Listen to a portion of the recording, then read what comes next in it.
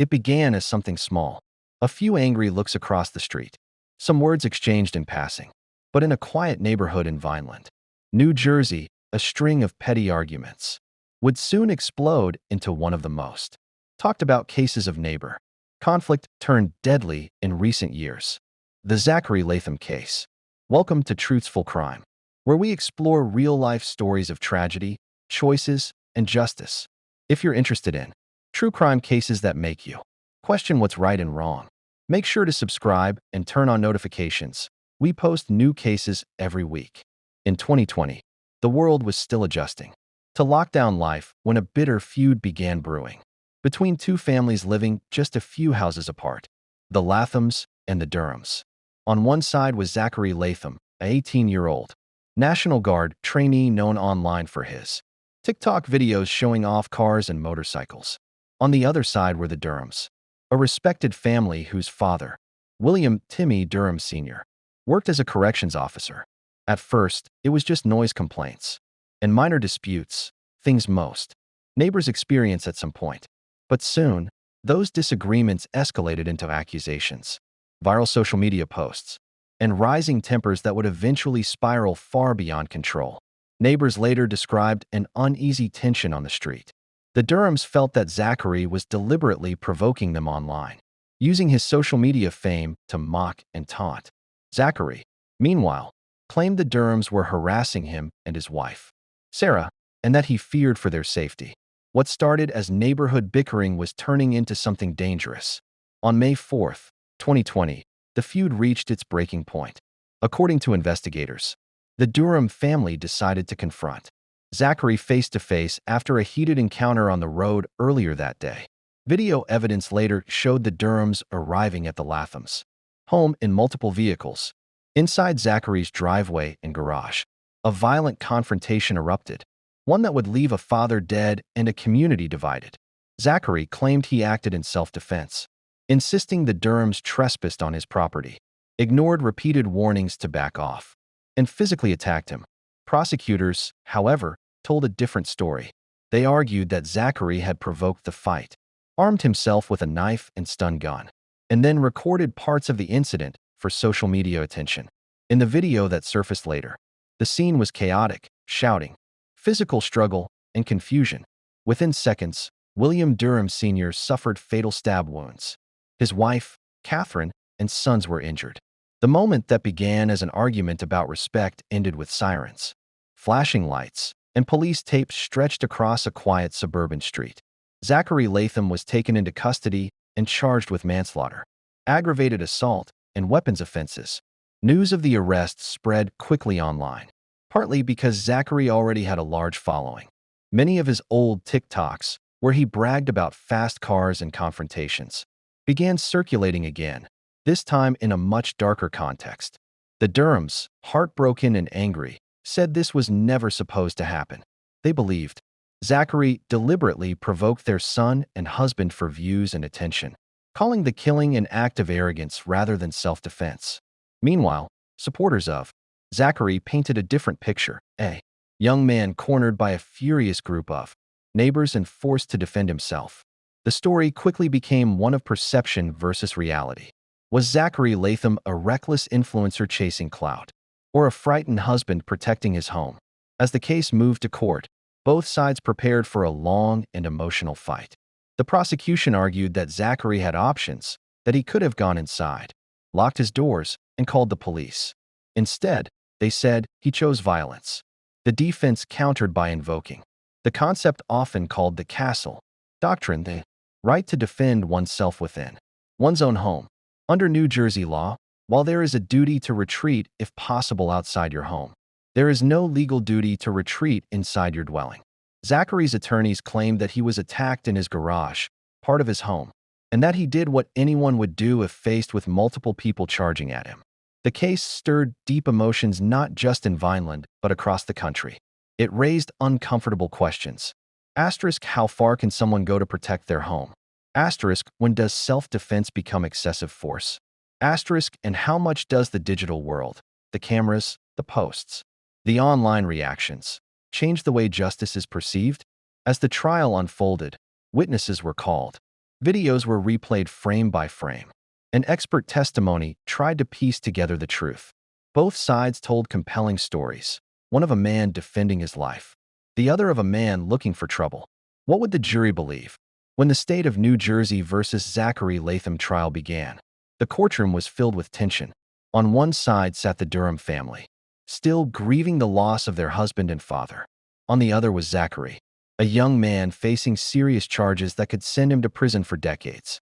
Reporters, true crime enthusiasts, and local residents followed every update, fascinated and horrified in equal measure. But more than anything, the trial became a clash of two completely different stories about what really happened on that chaotic May evening. Prosecutors wasted no time setting the tone. In their opening statement, they argued that Zachary Latham wasn't a scared young man defending his home. He was an instigator.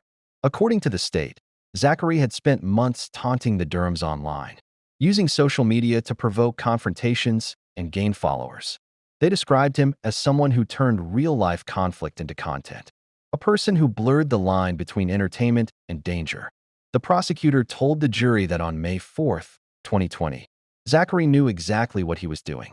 They claimed he armed himself before stepping outside, ready to record what he expected would be another viral moment. But this time, things went too far. He had every opportunity to walk away, the prosecutor said, pacing before the jury. He could have closed the garage door. He could have called 911. Instead, he made a choice that ended a man's life. Prosecutors presented cell phone footage, body cam clips, and statements from witnesses who heard shouting and chaos that evening. The videos showed snippets of the argument, people yelling, cameras rolling, and the confusion that followed. One of the most powerful moments came when Catherine Durham took the stand. She described the pain of losing her husband and the fear she felt that night. Her voice trembled as she recalled hearing shouting, then realizing that something terrible had happened. The prosecution also called medical experts to testify about the fatal injuries Timmy Durham sustained. One expert explained that the wounds were deep and forceful, suggesting more than a simple defensive act. Another described how Timmy had lost a large amount of blood before help could arrive. For the jury, these details painted a grim picture, one of a confrontation that didn't have to happen, one that could have been avoided. When it was the defense's turn, the tone shifted. Zachary's attorney stood before the jury and told them a very different version of events. One focused on fear, panic, and self-defense. They described how the Durham family had allegedly shown up at Zachary's home angry and aggressive, ready for a fight. Zachary and his wife, Sarah, shouted warnings, telling them to leave. According to the defense, those warnings were ignored. 3 grown men came onto his property, the defense attorney argued. He was outnumbered. He was terrified, and he did what any reasonable person would do in that moment. He defended himself and his wife. The defense emphasized that the fight happened in the doorway of the garage, part of Zachary's home. They argued that under New Jersey's castle doctrine, a person inside their dwelling has the right to defend themselves without the obligation to retreat. They showed clips of the incident, pointing out moments where Zachary appeared cornered, with multiple people advancing toward him. He didn't go looking for a fight, the attorney said. The fight came to him. The heart of the case came down to intent. Was Zachary's use of force a deliberate act of aggression, or a split-second reaction to fear? The prosecution said it was the former, that Zachary grabbed a knife before the Durhams arrived and prepared for the confrontation. They argued that he even encouraged the drama, hoping to post another viral video afterward. But the defense pushed back hard.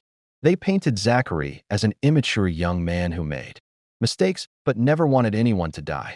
This wasn't murder, his lawyer insisted. It was a tragedy, a horrible, chaotic mistake. Throughout the trial, there were moments when the emotion in the room was almost unbearable. Friends of the Durham family cried quietly as photos of Timmy were shown on screen. Zachary himself appeared shaken at times, lowering his head as his own videos were replayed in court. The judge had earlier ruled that the jury would not hear about Zachary's past online behavior or his previous arguments with neighbors, arguing that it could unfairly bias them. That decision became controversial, as many believe those videos showed a clear pattern of provocation. Still, the jury was instructed to focus only on what happened on May 4th. not on what Zachary had posted before. Outside the courthouse, opinions were split. Some people felt Zachary was being unfairly demonized, arguing that anyone would defend themselves in a similar situation. Others saw him as the symbol of a growing problem, young influencers, treating real life like a stage, where even danger becomes content. Local residents who once considered Thornhill Road a quiet street now described it as forever changed. The Durhams no longer felt safe there. The Latham home became a place of controversy, a reminder of how one night of anger could destroy multiple lives. Even as the jury listened to closing arguments, there was no clear consensus. Each side had strong points, and the line between defense and aggression felt thinner than ever. The jurors now faced a difficult decision.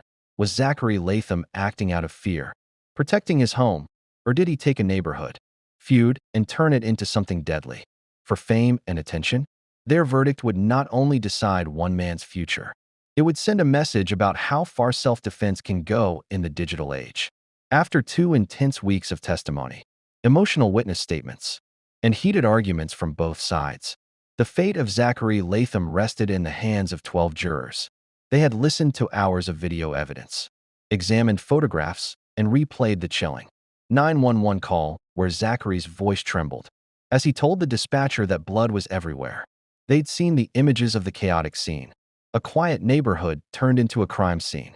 And now they had to answer one central question. Was Zachary Latham justified in using deadly force, or had he taken things too far? Deliberations lasted for hours as jurors weighed the evidence.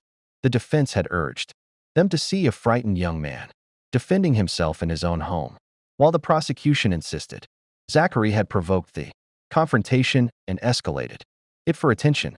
When the jury finally returned, the courtroom fell silent.